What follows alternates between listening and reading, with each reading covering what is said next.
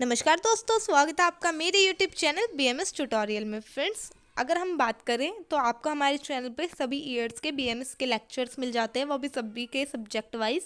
फिर आपको नोट्स और बुक्स भी हमारे टेलीग्राम चैनल से हम प्रोवाइड करवा देते हैं। अब बात करें आपको प्रीवियस ईयर के question paper, patterns, AI GPT lectures और कॉलेज से रिलेटेड सारी इन्फॉर्मेशन मिलती है। तो चलिए फिर हम आज की अपनी वीडियो को शुरू करते हैं। कुमार भृत्य के बारे में। तो कुमार भृत्य के बारे में इस सब्जेक्ट को शुरू करने से पहले हम देखते हैं इसका इतिहास। तो इसके इतिहास के बारे में बात करते हैं कि कहाँ कहाँ कुमार भृत्य का वर्णन किया गया है। अगर मैं आपको बता दूं कि भाई कुमार भृत्य जो है वो बाल रोग, बाल चिकित्सा, इन सब का अध्ययन इस सब्जेक्ट में किया जाता है। ये BMS थर्ड ईयर का सब्जेक्ट है और इसी के इतिहास को हम जानने की कोशिश करेंगे, जैसा कि हमारे सिलेबस में इसका इंट्रोडक्शन में दिया हुआ है। ये पॉइंट ऑफ व्यू बहुत ज़्यादा इम्पॉर्टेंट है। तो चलिए फिर एक एक करके इसको शुरू करते हैं। ठीक है, तो अब हम बात करें वैदिक वाङ्मय।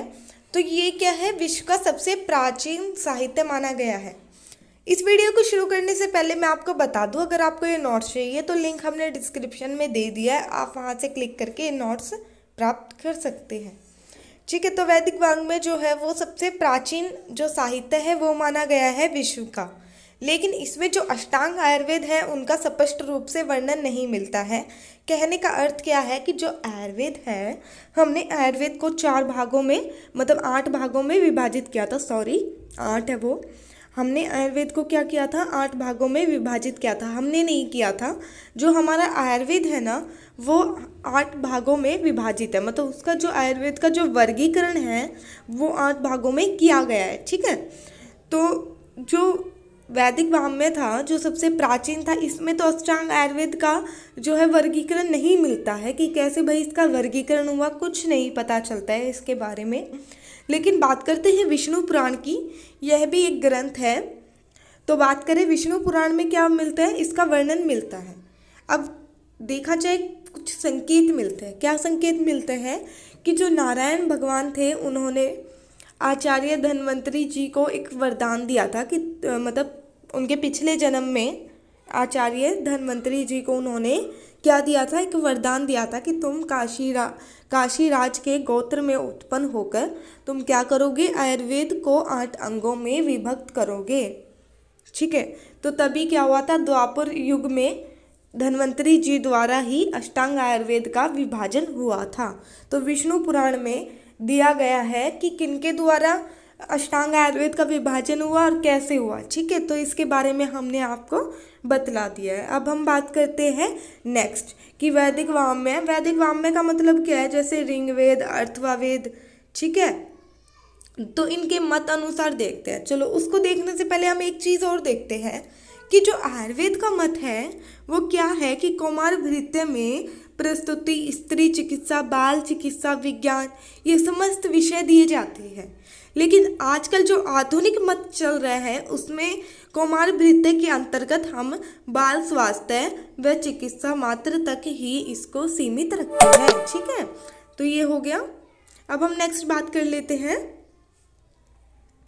नेक्स्ट बात करते हैं वैदिक वाङ्मय। जैसे कि ऋग्वेद हो गया हमारा, ये बहुत पुराना वेद है। ठीक है, प्राचीन है, प्राचीन साहित्य है ये। तो देखते हैं ऋग्वेद में कुछ, मतलब देखिए जो कुमार भृत्य था उसका जो वर्णन है वो स्पष्ट रूप से नहीं था वैदिक वाङ्मय में। मतलब हम समझ सकते हैं कि तब तक कुमार भृत्य आया तो होगा। जो गर्भ है, जो पुत्र है, इन सब का वर्णन क्यों किया गया है, क्योंकि पुत्र, कुमार भृत्य, प्राणियों का गर्भ का पालन, तो ये सब किसके अंतर्गत आता है, ये कुमार भृत्य के तो अंतर्गत आता है।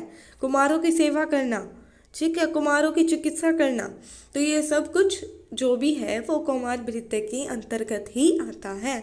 तो अब हम बात कर लेते हैं ऋग्वेद में, जैसे कि बधिर नृषत पुत्र को कर्णदान। तो ये जहाँ पे पुत्र का वर्णन हुआ है तो इसका मतलब कुमार भृत्य तो था वहाँ पे। पशुओं तथा सभी प्राणियों में गर्भ का पालन पोषण, सहदेव को जो पुत्र था सोमक उसको दीर्घायु बनाना, दुर्बल दीन कृष को बल देना। तो मतलब ऋग्वेद जो था उसमें स्पष्ट रूप से नहीं वर्णन मिलता है, मतलब इतनी अच्छी तरह नहीं वर्णन मिलता है। लेकिन बात करते हैं अथर्ववेद की। अथर्ववेद में बात करें तो आयुर्वेद का बहुत ज़्यादा विषय प्राप्त किया जाता है कि देखिए अथर्ववेद से ही आयुर्वेद बना है, एक टाइप से ये बोल सकते हैं हम लोग, क्योंकि अथर्ववेद में ही मतलब बहुत ज़्यादा मात्रा में आयुर्वेद का वर्णन मिलता है। जो पूरा इसके जो विषय का विवेचन है ना, वो सारा अथर्ववेद से ही लिया गया है। तो अथर्ववेद में हमें क्या क्या मिलता है, ये सारी चीज़ें देखते हैं। जैसे बालकों में कृमि रोग विशेष रूप से अथर्ववेद में इसका वर्णन किया गया है। कुमार में कृमियों का विशिष्ट वर्णन मिलता है।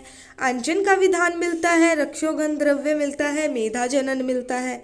अब यहाँ पे बात करें तो अंजन का विधान किस लिए बोला गया है, क्योंकि जो मेनली जो बाल होते हैं उनमें ही क्या होता है कि ये काश, ठीक है, नेत्र रोग आदि बाल विकार ही माने गए हैं मेनली। जैसे कि आप आगे जाके पढ़ोगे उसमें आपको पता चल जाएगा। रक्षाघन किसकी करनी चाहिए, जब तक बच्चा 5 साल का नहीं होता उसकी कोई गारंटी नहीं होती है, ठीक है, आपने ये चीज़ें भी सुनी होगी। नेक्स्ट बात करें मेधा जनन की, जैसे कि कोई भी बच्चा है वो कमज़ोर है, उसकी मेधा को उत्पन्न करना है, तो यहाँ से हम इन टर्म्स को रिलेट कर सकते हैं, ठीक है। तो ये बात हो गई हमारी वैदिक वाङ्मय की दोनों उसके अनुसार। अब हम नेक्स्ट बात कर लेते हैं अपनी संहिताओं के अनुसार। जो हमारी संहिता ग्रंथ है उनमें कौमार भृत्य का कितना वर्णन किया गया है, तो यहाँ पे हम जानने की कोशिश करेंगे कि कौमार भृत्य का कितना वर्णन जो है हमारी संहिताओं में और ग्रंथों में किया गया है। तो सबसे पहले हम बात करते हैं जिनका सबसे प्रथम स्थान संहिताओं में दिया गया है, वो है चरक संहिता। तो चरक संहिता के बारे में बात करें तो आचार्य जो चरक थे उन्होंने कौमार भृत्य को 6ठा स्थान दिया था। किसमें, अष्टांग आयुर्वेद में। जैसे कि देखिए जो सीक्वेंस है, काय चिकित्सा, ठीक है, बाल चिकित्सा, वो काय चिकित्सा, गृह चिकित्सा, उदर चिकित्सा, शल्य चिकित्सा, ठीक है, विष चिकित्सा, फिर उसके बाद इन्होंने अष्टांग आयुर्वेद में कौमार भृत्य को स्थान दिया था। तो 6ठा स्थान जो था इन्होंने 6ठा स्थान दिया था। ये बात हो गई आचार्य चरक के बारे में। तो बात करें चरक संहिता में कहाँ कहाँ कौमार भृत्य का वर्णन किया गया है, वो किया गया है शारीरिक स्थान में और उनके चिकित्सा स्थान में जो है वो वर्णन किया गया है, ठीक है, कौमार भृत्य का। नेक्स्ट हम बात करते हैं कि नवजात शिशु का वर्णन भी किया गया है। किसमें किया गया है, चरक संहिता में, ठीक है। बात हो गई कि थोड़ा बहुत वर्णन। तो देखिए जो कौमार भृत्य है उसका जो पूर्ण तरह से अगर हम बात करें तो कौमार भृत्य का कहीं पे भी वर्णन नहीं मिलता था, इसलिए इसको हमें अलग बनाना पड़ा। एक कौमार भृत्य को हमने अलग क्यों बनाया, क्योंकि इसका हर जगह थोड़ा थोड़ा वर्णन मिलता था। तो इसके बारे में चिकित्सा की बात करें, बाल चिकित्सा की, बाल रोगों की बात करें तो वो एक जगह उसका वर्णन नहीं था, इसलिए कौमार भृत्य तंत्र को बनाया गया था, ठीक है। और इसलिए ही कौमार भृत्य को अष्टांग आयुर्वेद में स्थान दिया गया था, ठीक है, क्योंकि ये बहुत ज़रूरी था। तो ये बात हो गई हमारे कौमार भृत्य के बारे में।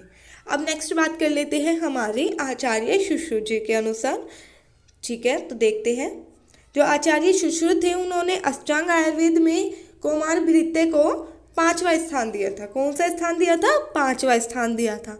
इन्होंने शारीरिक स्थान में कौमार भृत्य का वर्णन किया था, गर्भ व उपकर्मों का भी विस्तार वर्णन किया था। देखिए हमने बताया कि जो आयुर्वेद है उसमें जो कौमार भृत्य का वर्णन है वो सिर्फ बाल और बाल रोग से नहीं है, उसमें थोड़ा थोड़ा प्रस्तुति भी आता है, उसमें गर्भ की वृद्धि आदि का भी वर्णन किया जाता है। लेकिन आधुनिक मत अनुसार इसमें से बाल रोग व बाल चिकित्सा तक ही यह सीमित रहता है। अब हम बात कर लेते हैं आचार्य काश्यप के बारे में। तो इन्होंने अष्टांग आयुर्वेद में सबसे प्रथम स्थान किन्होंने दिया था, आचार्य काश्यप ने दिया था, इसलिए हम इसको काश्यप संहिता के अनुसार ही पढ़ने की कोशिश करते हैं और मेनली काश्यप संहिता के ही श्लोक लर्न करते हैं और थोड़ा बहुत जो पार्ट है काश्यप संहिता का वही हम कौमार भृत्य के अंतर्गत पढ़ते हैं, ठीक है, क्योंकि आचार्य काश्यप ने जो है इनको कौमार भृत्य को प्रथम स्थान दिया था।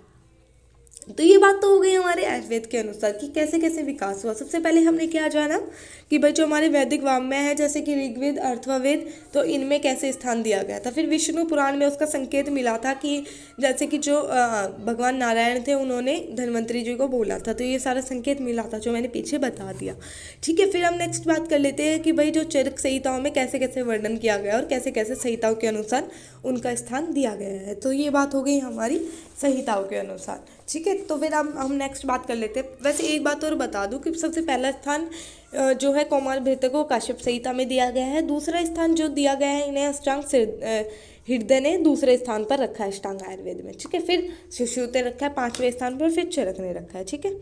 तो ये बात तो हो गई हमारी संहिताओं के अनुसार, बृहद तंत्री भी जिन्हें बोलते हैं, ठीक है। तो उनके अनुसार तो हो गई। अब हम नेक्स्ट बात कर लेते हैं कि जो आधुनिक बाल चिकित्सा उसका विकास कैसे हुआ, जो मॉडर्न पीडियालॉजी है उसका विकास कैसे हुआ, ठीक है। तो मॉडर्न पीडिया का विकास कैसे हुआ, कौमार भृत्य को हम पीडिया बोलते हैं, ठीक है। तो पीडियाट्रिक्स में अगर देखा जाए, पीडियाट्रिक्स बोलते हैं, तो इसमें देखा जाए तो इसकी जो बाल चिकित्सा है उसका विकास कैसे हुआ। तो जो फादर है मॉडर्न मेडिसिन के वो कौन है, हिप्पोक्रेट्स, ठीक है। नेक्स्ट बात करते हैं, हिप्पोक्रेट्स ने लिखा था कि जो भाई बड़ों से बच्चों का जो साइकोलॉजिकल प्रोसेस होता है, जो उनका क्रिया शरीर होता है, जो उनका विकृति विज्ञान होता है, उसमें अंतर होता है। जैसे कि आपने देखा होगा कि बच्चों में मेनली कैसे कैसे रोग होते हैं, एक कास के, नेत्र के रोग, ये बच्चों में बहुत ज़्यादा होते हैं। तो जो उनका पैथोलॉजिकल प्रोसेस है वो भी बच्चों का अलग होता है, क्योंकि जो बच्चों के रोग होते हैं वो भी थोड़े से डिफरेंट होते हैं। और बात करें साइकोलॉजिकल प्रोसेस भी बच्चों में थोड़ा सा अलग होता है, ठीक है। तो उनमें दोनों में अंतर होता है। अब बात करते हैं 1769 में जो जॉन और जॉर्ज थे उनके द्वारा एक चिकित्सालय बनाया गया जिसका नाम था for relief of the infant poor.